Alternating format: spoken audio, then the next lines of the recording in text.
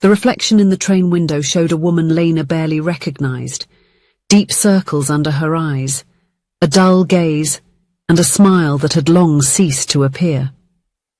She adjusted the strap of the suitcase on her shoulder, her only belonging after leaving behind 7 years of marriage. The suitcase was heavy enough to make her slightly bend, but it did not carry nearly the same weight as her heart. "Platform 4, train bound for—" The metallic voice of the station's speaker mingled with the bustling passengers, but Lena didn't need to hear the destination.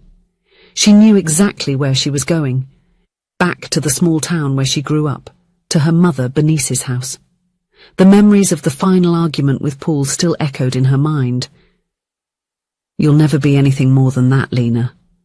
A dreamer who can't deal with the real world. That's why I have to make the decisions for both of us," he had said in that calm, controlled voice he always used to belittle her, making his words sound like concern when they were, in fact, invisible chains. After years of hearing variations of this same phrase, something inside her finally broke, or perhaps finally set free. Instead of swallowing her tears as she always did, she simply nodded, went to the bedroom, grabbed the suitcase that had been ready for weeks under the bed, and left. Paul didn't even follow her. Perhaps because he didn't believe she would really leave, or because, deep down, he no longer cared. Now, sitting on a wooden bench at the station, Lena watched the people passing by. Families together, couples holding hands, hurried executives. Everyone seemed to have a purpose, while she felt like a blank page, an empty notebook. The thought made her smile bitterly. Notebooks. She used to fill them with stories, poems, and dreams. How many years had it been since she last wrote? 3? 4? Paul always said it was a waste of time, that she should focus on real things, and gradually, without realizing it, she had allowed her voice to be silenced, one word at a time. The train would arrive in 20 minutes. Lena opened her bag and took out a sandwich wrapped in aluminum foil, her last meal in the house that had never felt like home. As she unwrapped the bread, her trembling fingers let a piece fall to the ground. "Let me get that for you." A male voice, gentle and vaguely familiar, sounded behind her. Lena turned around and saw a man about her age, with messy brown hair and kind eyes behind thin-framed glasses. There was something about him that sparked a distant feeling, like a melody you can't identify but know you've heard before. "Thank you, but you can leave it," she responded automatically, with the quiet voice she had gotten used to using. Paul always said she spoke too loudly, that she got too excited about things. The man smiled, creating small wrinkles at the corners of his eyes. "You don't remember me, do you?" Lena frowned, studying his face more carefully. There was something familiar about that shy smile, that patient look.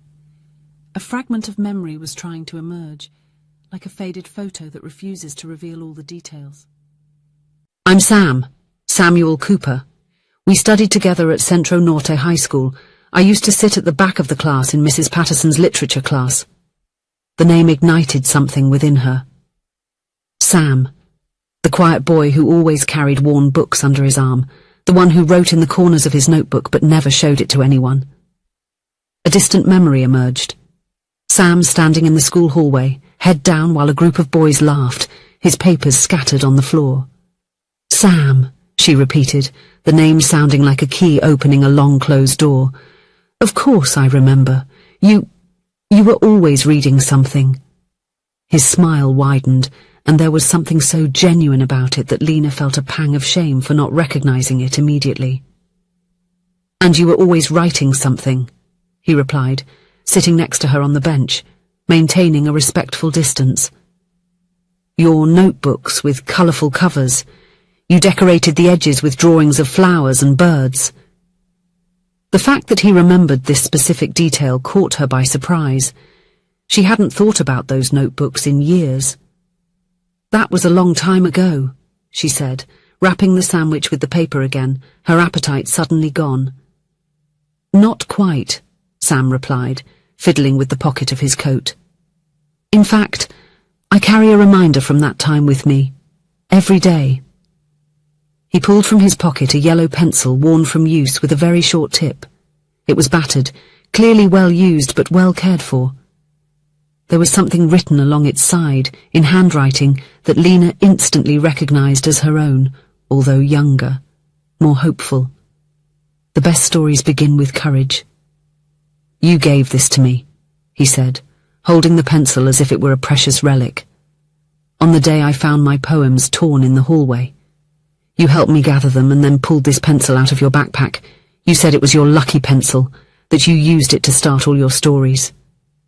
Lena looked at the object, feeling a wave of emotion rise in her throat. His words still echoed in her mind, spoken with such purity, with an almost disarming sensitivity, as if it was still possible to see the world with childlike eyes. She didn't even know what that was anymore. There was a time when I spoke like that too, about feelings, memories, small gestures, as if everything were art and poetry, but it had been gradually suffocated, like a candle exposed to the wind. Too many criticisms, too many corrections, silences that taught her to remain quiet. Now, hearing someone speak with an open heart unsettled her. It hurt beautifully. It was like remembering who she once was and no longer knowing how to be that person again. The memory came back in flashes. The skinny boy with glasses too big for his face, papers scattered on the shiny hallway floor, cruel laughter echoing off the walls. She had stopped, knelt to help. She had read one of the poems while picking them up, something about stars and loneliness that touched her deeply. You said I shouldn't stop writing just because some people didn't understand. Sam continued, his voice soft as if reciting a prayer. You said words have power, and that someday mine would find the right people. Lena felt tears forming, a reaction that surprised her. When was the last time she had cried for something other than sadness or frustration? I can't believe you've kept this for so long, she said, looking at the worn-out pencil. It must be about 15 years. 17, actually, he corrected with a shy smile. And yes, I kept it because you were right. Sam opened the backpack he was carrying and took out a book. On the cover, his name, Samuel Cooper. The title, Paper Constellations, shimmered in silver letters against a midnight blue background speckled with stars. My third book, he explained, offering it to her. I published the first one 10 years ago. Poetry mainly, then some short stories. This is a collection of chronicles. Lena took the book with trembling hands, opening it to the first page. There, in the dedication, it was written, For L.M., who gave me my first writer's pencil and words that I carry to this day. The best stories truly begin with courage. L.M., she murmured. Lena Moretti. My maiden name. I tried to find you a few times over the years, Sam admitted. I wanted to thank you, but then you got married, changed your name. Lena Harrington, she said automatically, and then with sudden conviction corrected herself. No, Lena Moretti, I'm going back to being who I was. The loudspeaker announced that the train was approaching the platform. Lena looked at the suitcase beside her, at the book in her hands, at the pencil Sam was still holding. I'm going home, she said, more to herself than to him. To my mother's house. I have just left my husband. She didn't know why she was telling this to an almost stranger, but there was something about Sam that inspired trust, as if he were an old friend re-encountered after years of separation. I understand, he replied, without judgment in his voice.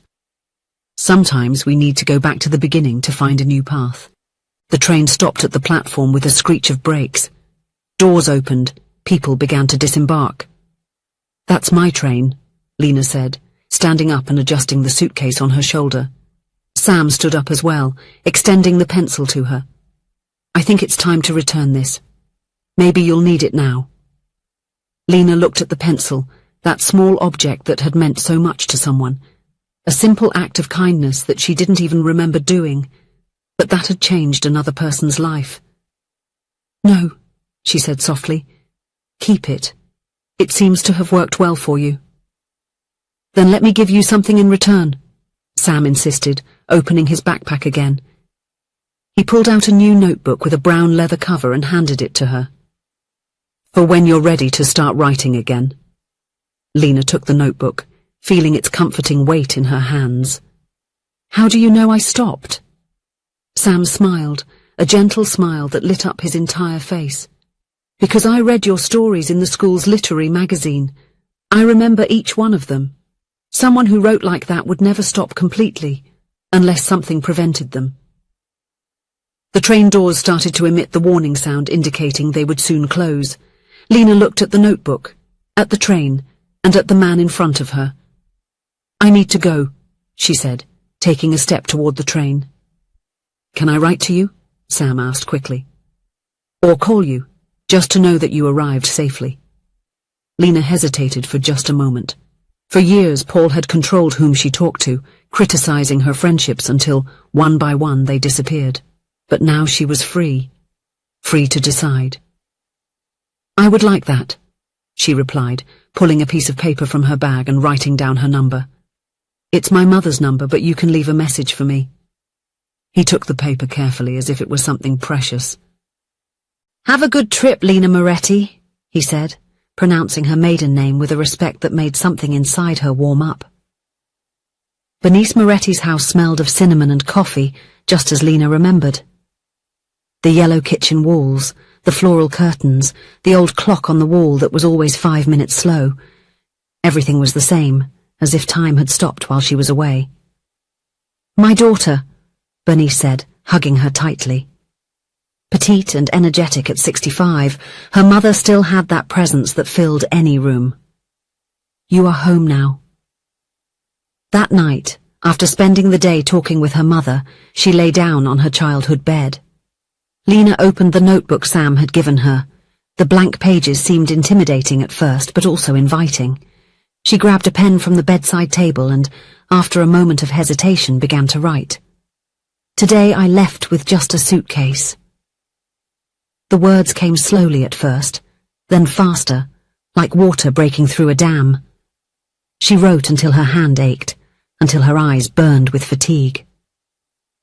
When she finally fell asleep, the notebook still open by her side, Lena dreamed of trains, yellow pencils, and possibilities.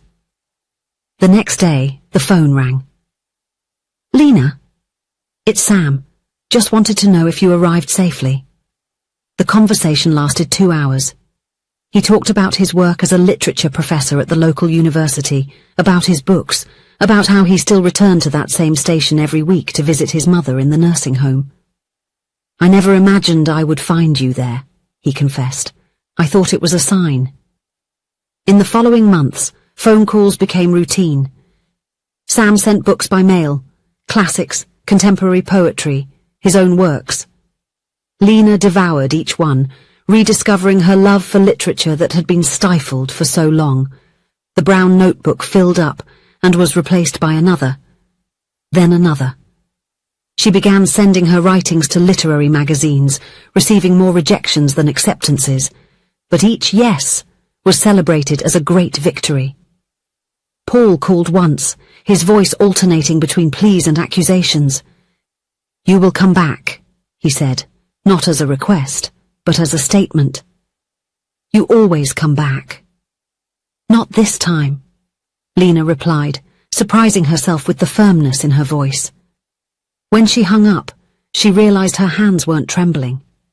A year after her return, Sam invited her for coffee. Sitting in the small-town cafe, he seemed as nervous as she was.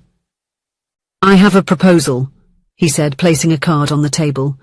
The university is offering a creative writing workshop for beginners. I thought maybe you could teach a few classes. Lena looked at the card, incredulous. Me? But I barely started writing again. I have no qualifications, I don't have... You have everything that is necessary, Sam gently interrupted her. I've read your texts, Lena. There's something there, something real. And besides, you understand what it means to lose your voice and find it again. There are many people who need to hear that. The workshop started with only 5 students, but soon grew to 12, then 20. Lena discovered that she loved teaching, loved seeing the sparkle in someone's eyes when they found the right words for the first time. On a rainy afternoon, after a particularly intense class on writing as a form of healing, Sam invited her to dinner at his apartment. It was a cozy place, with walls covered in books and large windows overlooking a small park. In the center of the living room table, in a carefully illuminated glass box, was the yellow pencil, now so small it could barely be held, yet preserved like a treasure. "I could never throw it away," he explained, following her gaze. "It was my beginning." That night, as the rain gently tapped against the windows, Lena told Sam about Paul, about the years of subtle and not so subtle criticism, about how she had been convinced that her dreams were childish, her ideas irrelevant, her voice unnecessary. "I believed him," she said, with tears finally coming. "For so long I believed he was right." Sam held her hand across the table, his eyes full of an understanding that needed no words, and for the first time in years, Lena felt truly seen.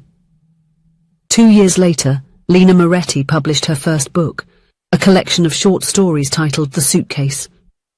On the night of the release, the small bookstore in town was filled with familiar faces, workshop students, rediscovered friends, her mother beaming with pride. Sam was by her side, as he had been throughout the entire process, from the first draft to the final review.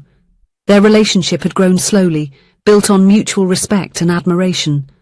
There was no rush, no pressure, just two people rediscovering together what it truly meant to love and be loved. When the last person left the event, Sam took a small box out of his pocket. "I know you said you don't want to get married again," he began, his voice trembling with nervousness, "and I completely respect that.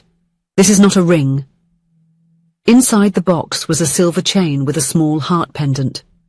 4 years later, when their daughter, Sophia, turned 3, Lena found the little girl sitting in the office of the house they shared, scribbling on a piece of paper with what was left of the old yellow pencil, now so small that her little fingers could barely hold it. "Mummy, I'm writing a story," Sophia announced with the seriousness that only a 3-year-old can have. "Really? About what?" Lena asked, kneeling beside her. "About a princess who saves a prince with a magic pencil," the girl replied, showing the paper covered in indecipherable scribbles. Lena looked at her daughter, at the pencil in her hand, at the window where she could see Sam in the garden, and felt a wave of gratitude so intense that it almost took her breath away.